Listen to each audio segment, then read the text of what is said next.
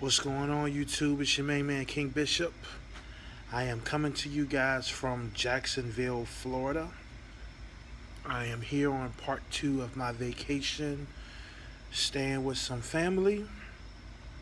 But I wanted to come to you guys and do another informational video for some of the new guys in trucking or people who just wanted to get some information on different divisions of trucking. So I wanted to give you a little bit of what I know about the different divisions of trucking. Um, I myself have done reefer and van freight. I've hauled some hazmat loads in my van freight, so I know a little bit about them both. But I think I have enough information to give a little bit of information on everything. So first, I'm gonna start off with van, dry van, or box. And what that is you're gonna usually in van freight you're gonna carry things that um, need to be covered or are packaged in boxes or things that really can't stand the weather, more or less. Um, Van is usually the most general type of freight that you'll see out there. Every company has tons of dry vans. It's usually the most general trailer you're going to be carrying in trucking. And I'll say it's probably the least specialized type of freight. Um, Number two is refrigerated or reefer. Reefer are the reefer is a temperature control unit. It's the same thing as a dry van, but it's temperature controlled, meaning it can carry frozen product, it can carry food products. Some things like some types of wood have to be temperature controlled so the wood doesn't buckle. Um, that's generally what refrigerated units are used for. You can always tell the refrigerated units because it has the big engine on the front of the um, trailer that controls the temperature inside the box. And basically, what it is it's a diesel engine that takes diesel fuel that runs separate from the truck. So, for instance, if you drop a refrigerated trailer in a drop yard or at a customer, and they're not going to unload it for 2, 3, 4 days, as long as you have a full tank of diesel fuel inside of the reefer tank, the unit will continue to run and keep that low temperature control. So refrigerated loads are, to me, generally some of the longest hauls because you think about it, if you have a specific freight that is mainly produced, like for instance, oranges out of California.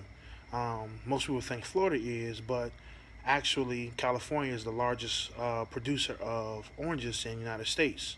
So, a place that doesn't produce oranges, like New York, they have to get them. So, the longer hauls are usually in a refrigerated unit because you have to get food all over the country. So, like for instance, for me, for say, I had a load of hot pockets, 44,000 pounds worth of hot pockets, go from Mount Sterling, Kentucky, all the way to Modesto, California, which is just under San Francisco. So you think about it that way, something as small as hot pockets. But if a customer needs a specific type of product to be purchased by the shoppers in California and they only have a warehouse in the East Coast, then they have to get it there. It's the same thing with Nestle loads. Nestle loads generally go from the East Coast straight to the West Coast. So I would say that refrigerated trailers are not hard. They do require a little bit more caution, and you also have to pay more attention to the trailer because you want to make sure that the oil level is correct, the temperature stay correct, that you keep fuel. And also, for a lot of drivers, it's the most annoying trailer because that diesel unit will go off at and come on all times of the night inside truck stops. So a lot of guys hate parking beside reefer drivers, so they're not waking up in the middle of the night by that diesel engine starting up to keep that unit temperature controlled. The next thing I'll say is tanker. A lot of people know tankers to haul gas and petroleum and oil, But also things that go inside um, tanker units is also water or juice and milk. Milk travels a lot by tankers, and a lot of people don't even think about it. It's not just for hazardous materials and liquids of that nature. There's also the common juices and milk that need to be carried in bulk.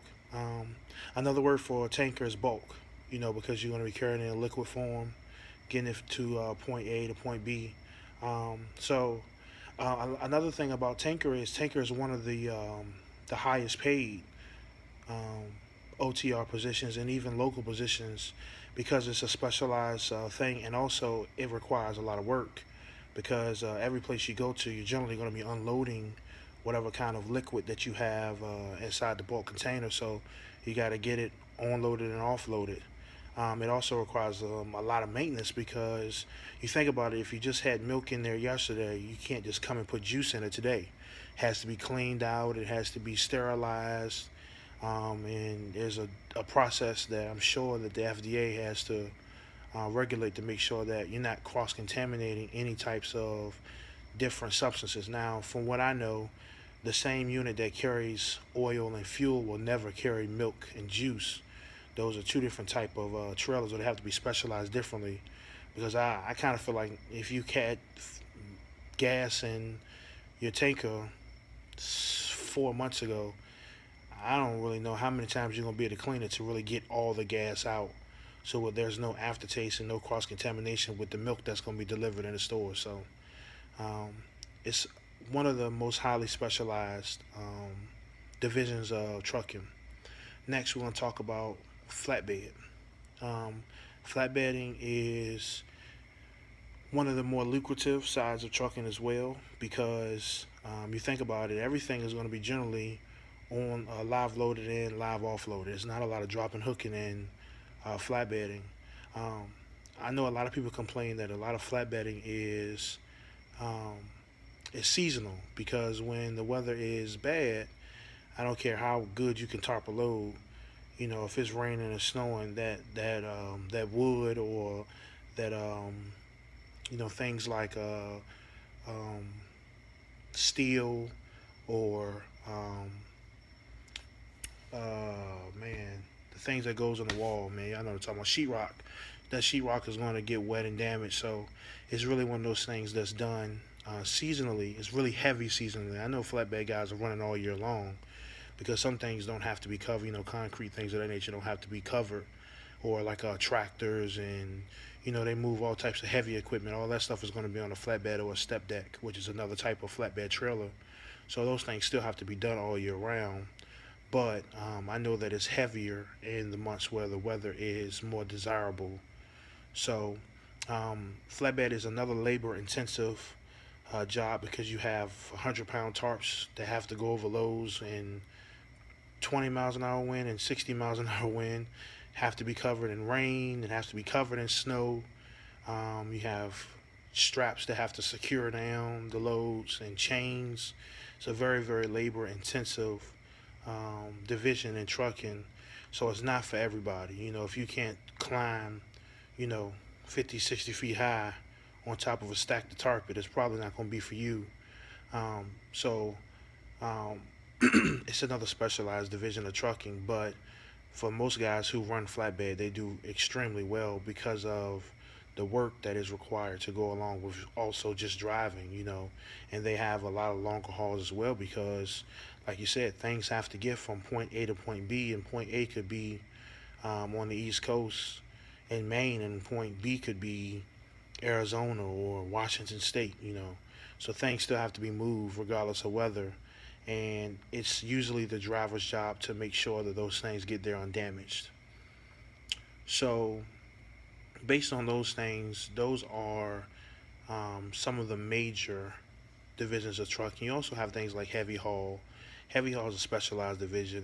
From what I know about it, is really, really, really hard to get in, and most places want you to have 10, 15 years of experience before they allow you to run a heavy haul because it's extremely dangerous, or even extra wide loads. It's extremely dangerous, and winds and driving conditions and weather could all play a part in um, that job being more and more difficult every day. So it's one of the most difficult divisions of trucking to get in, and 9.97 times out of 10, if you don't have a major list of experience driving, most companies won't even give you a shot, no matter how desperate they are for heavy haul drivers. It's just, I'm sure the insurance liability of it is just way too high to have anybody without tons of experience behind the wheel of a truck pulling something that's 120,000 pounds,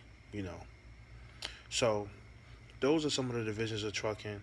If you're looking to get into trucking, not only do you need to find a good company, but you also have to figure out what kind of freight you want to haul. Refrigerated loads and flatbed loads, and also tanker loads usually have pretty good long hauls on them because those things have to be moved from point A to point B. Tanker, I mentioned flatbed and I mentioned reefer, but you think about also a tanker, oil is not produced everywhere in the country. So because oil is not produced everywhere in the country, it has to be moved to different places and different factories to produce gasoline, and gasoline has to be moved from point A to point B and delivered so that you can go to the fuel pumps and fill up your car or your truck. So you think about it, you want to make sure that you're going to be getting into a division of trucking that you're going to be comfortable with, that you can do the work. If it is labor intensive, don't over exert yourself. Challenge yourself, but if you know that you're afraid of heights, flatbed is not going to be the thing for you. You don't want to set yourself up to fail. Um, so you kind of want to be smart about your decision. But this is just a little small rundown of the different divisions of trucking. If you have any specific questions about a specific division of trucking, hey man, write me a message or leave me a comment, and I'll try to answer your question as best as I can. As always, please like, comment, subscribe, man. If you like what I'm doing, let me know you like it. Like the videos, subscribe to the channel so I know that I should keep doing these videos. As always, it's the main man, King Bishop. Y'all be easy. Peace.